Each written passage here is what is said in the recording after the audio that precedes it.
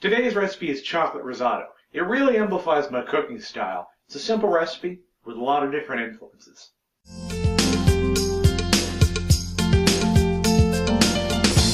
So today we're using 200 grams of arborio rice, 450 grams of chocolate milk, a good sized chunk of butter, and a capful of vanilla extract. We use the artificial stuff because for cooked applications it's really the same as the real stuff and much cheaper.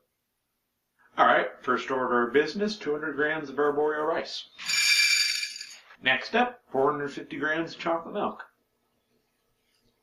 Now we're going to whisk the two together. This allows us to take off the surface starch while still keeping it in the chocolate milk. With the starch removed, we can then toast it more evenly. Next step is straining out the rice. We're just going to pour this right in here. Man, strainers are awesome. Set aside the milk. That's going to come back in a second. Now it's time for our good friend Mr. Pressure Cooker to come back in. He was also featured in the mashed potatoes episode, and it's the same thing here. Make something good, take less time. Take your rice, lump it in there.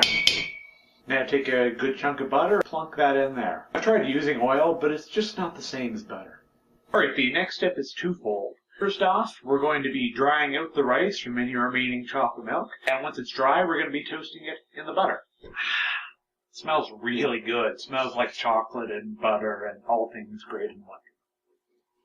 The butter serves an important purpose, apart from making it taste delicious. It also helps kind of control the rate at which the water goes into the rice. Once the butter's melted and it smells really good, take your reserved chocolate milk with extra starch and pour it in.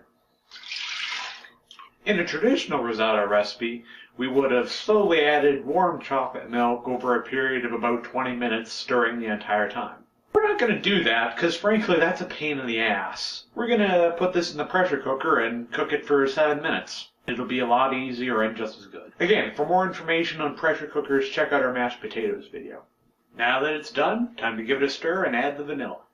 Also, I wasn't kidding earlier. For applications where you're putting heat to it, artificial vanilla extract is just as good as the real stuff. Heat kind of drives off all the things that make real vanilla extract different from artificial.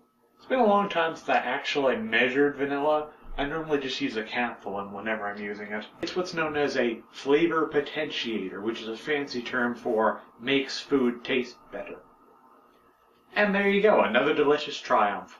Serve it as an appetizer, eat it for dessert, do whatever you like with it. Thanks for watching. You can follow me on Twitter at TasteSmithHFX. You can check out the full recipe post at tastesmith.ca. I describe the details of where this recipe came from. And you can subscribe for more cooking videos every Saturday morning. Have a great week.